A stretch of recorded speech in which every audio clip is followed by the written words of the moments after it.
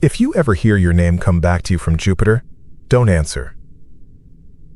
I was the mission specialist on the sensors. Ex-Navy tech. The one who crawled behind panels with a flashlight and a zip tie in my teeth. It was supposed to be a routine mapping run.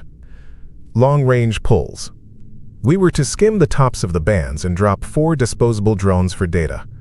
Nothing dramatic. We slid into orbit on day 6. The ship creaked inside like an old house when the gravity flexed us. You don't think about that when you sign. The sound of metal learning a new song. It got in my teeth. We joked about it. Jupiter's just happy to see us, Mateo said. He was our pilot. Always the jokes. The first probe went down at 4:33. We named it P1 because none of us were poets. It dipped toward the red spiral. The great red spot looks flat from pictures. It wasn't. It stood like a mountain of storms. It felt wrong to throw anything at it. I ran the monitor. Infrasound showed a line. Then it pulsed. "Hey," I said, "you seeing this?" On the screen, numbers rose and fell in a pattern. Gravity readings nudged along with them, like a slow breath in a sleeping room.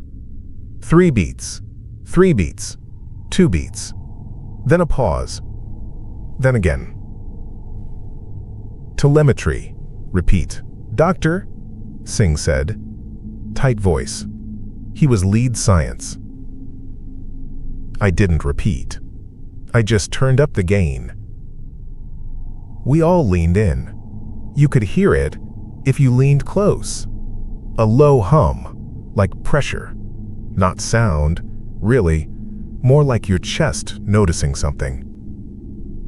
Ree, our captain, said, "Must be interference." I cut power to the sensor rack. I pulled the breaker. Lights on that side went dead. The hum did not stop. It had a rhythm you could fall into. 3 long, 3 short, 2 long, pause. I thought of rocking my boy to sleep. 3 pats, 3 sways, 2 shushes. I didn't tell anyone I thought that. Felt too superstitious. We logged it. Ship log 437 P1. Infrasound/gravity returns show 332 pattern. No noise signature on audio. Instruments powered down. Hum persists in structure. Crew report chest pressure. We turned the rack back on. I reseated a cable. My fingers were cold. Moisture had beaded on the panel and then frosted over when nothing should have been that cold. I wiped it with my sleeve. Little crystals stuck to the fabric. We started hearing about dreams the next morning. I don't dream much. When I do, it's shapes and faces I know. This was clear as a picture. The storms had an eye under them. Not a human eye. Just a circle the size of a city. It saw by pressure. When I woke, my ears hurt and the lights had a halo. At breakfast, Lena said, "I dreamed I was underwater and something looked at me from behind a curtain." Mateo said, "I wasn't gonna say this, but me too. It blinked." Ree told us to write it down and not scare each other. We sent the second probe at 1410. P2 folded at the edge of the storm like a paper cup in a drain. We watched the pressure line go up and then stop, just a flat. No overpressure alarm. Just gone. "Parachute failure?" Singh said. "No parachute on 2, I said. "You were there when we packed them." He rubbed his eyes and said, "Right, right." We played the hum back. I ran a filter. The playback wasn't in sound. It was a trick. The wave moving through the ship. We thought the instruments were hearing it, but the hull felt it. You couldn't turn off metal. Mateo said, I can still hear it when I cover my ears. Don't cover your ears, Lena said. You'll make yourself dizzy. Night cycle hit, and the lights went low. Ree said, power down anything not essential. We do 3 tomorrow, then we rest. I lay in my bunk and listened. It was in the ladder rungs. It was in the water line. 3, 3, 2. I pressed my fingers to my own throat to match it, and felt foolish and then scared, because I matched it too easily. Ship log 2200 crew report shared dreams. Hum and structural fittings persists despite rack isolation. Power down to minimum. I woke to frost on the gauge glass by the door. A mist had breathed out of a vent and froze like lace. We were warm. The ship read 21C, 5 nines of pressure, all green. But the gauge was cold to the touch, like someone had pressed a coin from outside to the window. I heard my name when I walked past comms. Eli. I stopped and backed up. The relay was in passive. Earth was on the far side. We were dumb on most bands. The voice had been a whisper in static. Diaz? I called. You on? He leaned out of an alcove and waved his coffee mug. I'm right here. What? I thought the relay. Quiet unless flagged, he said. Why? Nothing. I didn't tell him the whisper had sounded like my grandmother. We pushed P3 at noon. Ree wanted it done before we hit the day's closest approach. The ship shuddered on that pass. I watched a handle on a locker vibrate in time with the hum. Gravity did tricks you feel in your ears. The hull made low whale sounds. It never did that around Mars. P3 dove clean.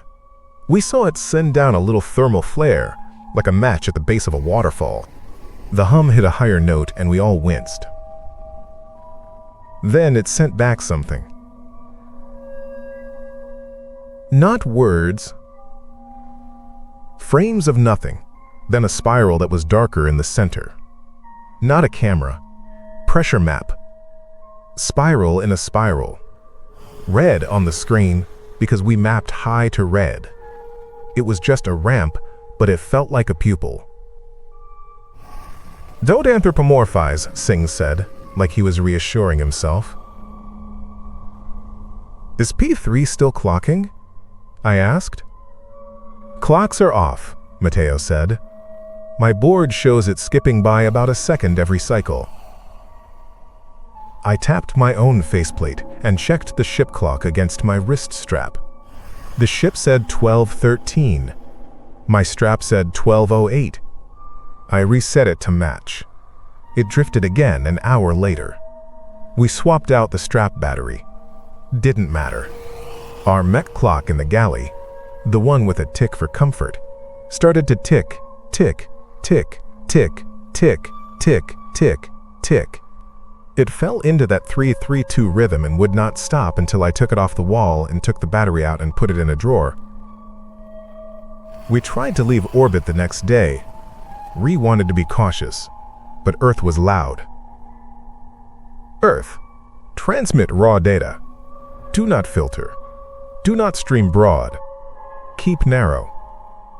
Ree, copy that. Earth, stand by for additional advisories. We got the word at 1800.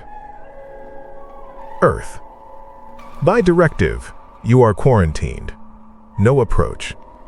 Maintain current orbital parameters. No long burns. Acknowledge. Ree sat with her hands folded for a long time. Then she said, acknowledge. We all stared. Quarantined from what? Diaz said.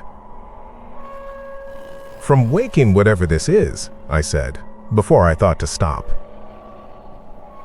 He glared at me. Cool. Thanks for that. We argued for hours. If we were quarantined, we couldn't leave. If we stayed, we'd be in these passes over the storm, and the hum was worse on each one. I pulled the guidance cowling and looked at the wires. This is what I do when I'm scared. I fix something. The board was fine. The software was fine. When we ran a virtual burn, the guidance lines did 3, 3, 2. I don't mean a pattern I was forcing. I mean the program corrected in 3 big steps, 3 small, 2 medium, then stopped. Every model did it. We loaded an old copy from a hard card. It did it too.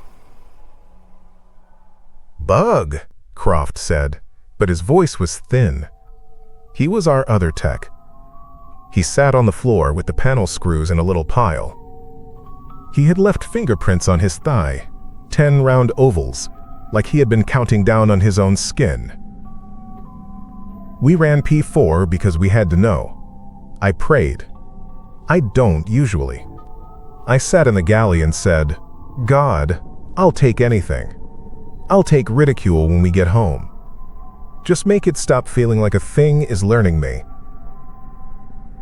We launched P4 at 3 o'clock, ship night. It had to go then because of the orbital geometry. We all were tired. The storm was below us like a mouth. P4's descent lasted longer. It streamed. I piped the data through the speaker because I wanted to feel like I had control. The hum under us made the metal table vibrate. The spoon in my cup rattled. I took it out so I wouldn't throw it. Diaz said, "We got something on line 6. Line 6 was Earth. He flipped a switch. Static flooded the room. Then we heard our names. Ree. The way her dad said it on video calls. Mateo. Eli. The way my wife used to say it when I came in late. Not angry. Just tired. Lena said, "Okay, that's enough," and slapped the switch down. It kept going for 2 cycles. Our names in the static, then quit. We didn't talk for a while. We just listened to the ship. We tried to go dark. Reordered it. All non-essential off. We taped down rattles. We spoke in whispers, which didn't make sense because sound doesn't travel out there, but we did it anyway. The hum got softer when we shut things down, then came back when P4 pinged. It was like something rolled over under the clouds when we made noise and then shifted back when we were quiet. Lena got nosebleeds. Croft vomited into a bag and said, "I smell copper." Mateo stared at nothing and hummed the same 3-note loop. I didn't tell him he was humming the ship. We planned an exit anyway. Ree wanted to time it between passes. Singh argued we were safer staying. Diaz stayed out of it. I went to my bunk and tried to call home. "Call not permitted," the screen said. Then the static said my name again. I turned the screen to face the wall. We set up the burn. I stood by the guidance panel. Croft had the thrusters. He gave me a look that said, "If we die, this is on us." Ree said, "On my mark. 3, 2. The guidance loop engaged itself. We watched it fire 3 times, long bursts. Then 3 short. Then 2 medium. Then stopped. No delta that got us away. The hum was loud enough to rattle the straps on the chairs. "Kill it," Ree said. Croft killed it. He pushed back and sat on the floor again. He started crying. Not sobbing, just tears rolling out, and he didn't wipe them. "Okay," Ree said. "Okay." I took myself to comms. I pulled up all the logs and all the patterns. I watched the hum lines and the gravity flex. I stopped looking at them as noise and looked at the space between the pulses. 332. 332. Sleep. That's what my head said. It's asleep. We are kicking the bed. When my boy was an infant, he wouldn't sleep unless I did a pattern. I didn't read it in a book. I just found it. 3 pats on the back. 3 sways. 2 soft shooshes. Then pause and start again. If I messed up, he'd startle. I played the hum again and said, out loud, like a fool, "You're waking it." "Who?" Diaz said. I hadn't heard him come in. He had his headset around his neck and his eyes were rimmed red. "Whatever's under there," I said. "It's sleeping. And we keep poking with probes and burns and the ship. The hum is the sleep. The pattern. The drift. We are the alarm." "That is not a thing," he said. The ship groaned like heavy rope when the pass came. We both grabbed the edge of the console to keep our balance. The horizon rolls fast over a big planet. You look out and you get vertigo even from a little port. The red spot filled the port, and the eye in my dream was right there even though it wasn't. I shut the port shade. We needed to test it. Testing meant waking it. We argued about that too. We did the opposite first. We went quiet. No pings. No air movement we didn't have to have. We taped foam over anything that clicked. Lena gave us earplugs which were useless, but made us feel better. The hum softened. It was still there, but it softened. "Okay," Ree said. "Hypothesis stands." "What do we do with a sleeping god?" Mateo said. Half a joke, half a prayer. "You sing," I said, before I could stop. We had 2 drones left, P5 and P6. P5 was set for deeper probe with a heavy ballast. P6 was lighter. I wanted P5 for the dive. It had better heat pads. It could pretend to be a body for a few minutes before it squashed. We built a pattern, not a song, just a pulse. 3 long, 3 soft, 2 long, but not the way the hum did it. A little slower, a little warmer. Like rocking instead of knocking. We set it on low frequency. No bright beacons. No sharp edges. We stole heat from the gray water loop and gave it a pulse too. As if something warm was breathing down there. Lena didn't like the phrase life signs, but that's what we did. We made it look alive. Ree said, "This is the dumbest idea and also the only one." I nodded. My mouth was dry. Frost gathered on the gauge by the door again. Just a little rim. I wiped it with my sleeve the same way and wondered if it remembered me. Earth called. They said, "Do not transmit. Do not transmit. Stay dark." Then, after a long pause, "What are you doing?" Ree said, "Containment." We launched P5 on the next dark cycle. I watched the telemetry and looked anywhere else. The hum had gone to a high thin whine when we spun up the drone. We kept everything else dead quiet. I even told Lena to stop grinding her teeth because I could hear it. P5 dropped through the bands and I started the lullaby pulse. Low. Steady. 3. 3. 2. And again. I rocked my own chair a little. My hands did the old pattern on my thighs.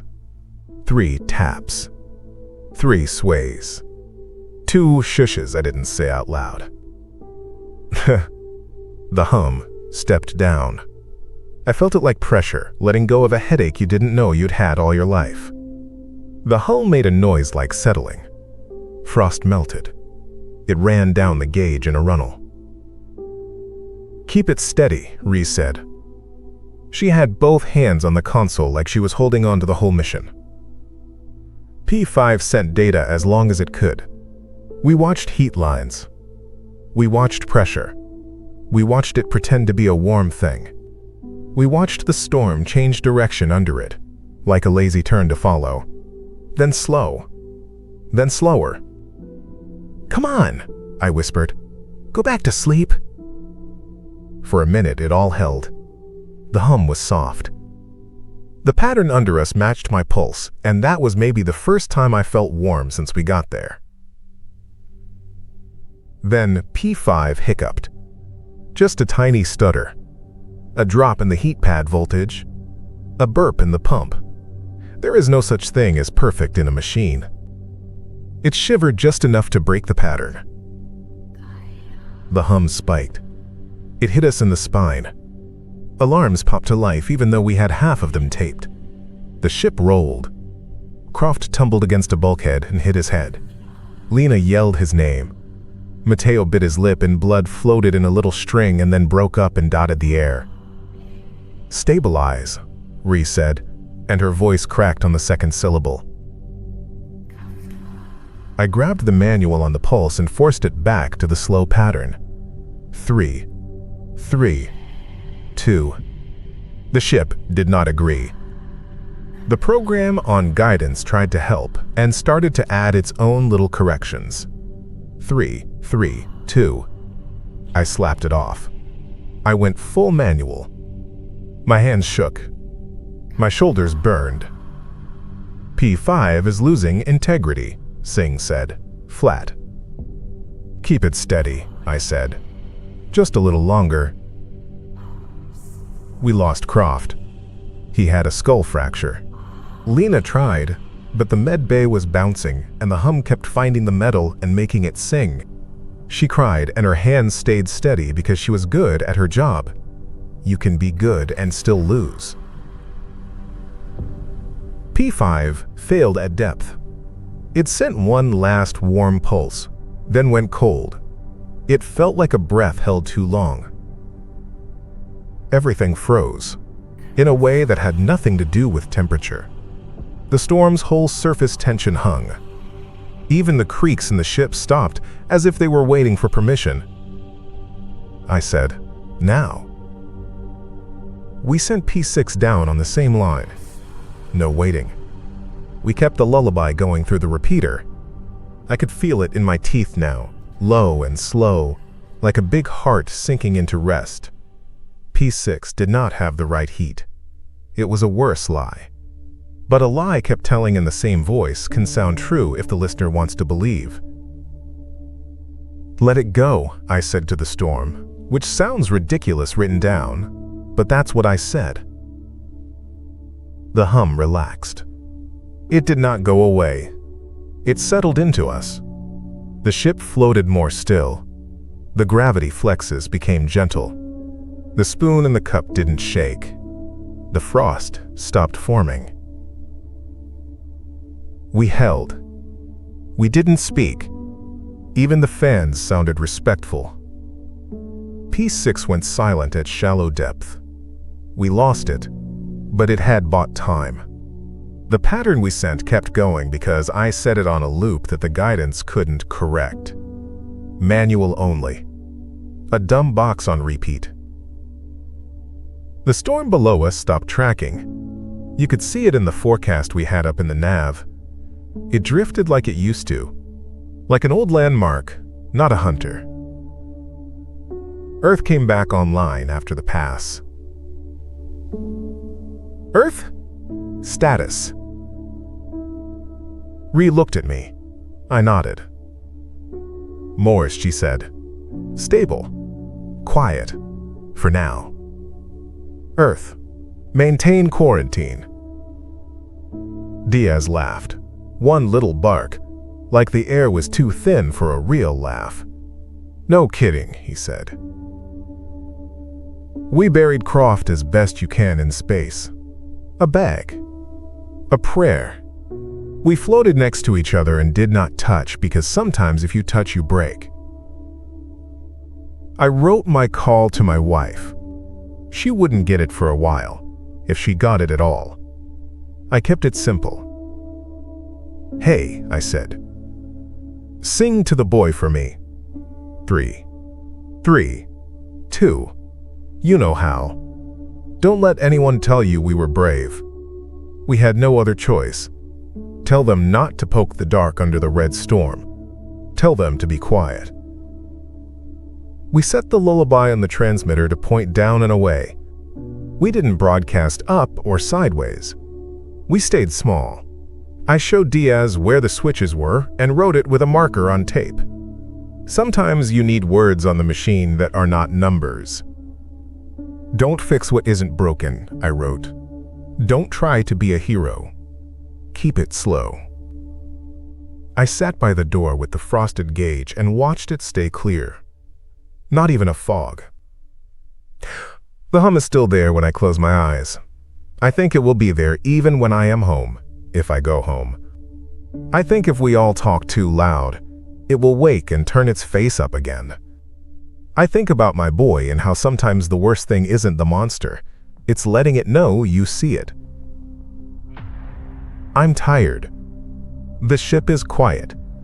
For now. If you go, and I know you will, because we always go, don't knock. Don't ping. Don't call your name into the clouds. If you hear your name anyway, don't answer. Just breathe slow. 3, 3, 2. It worked. For now.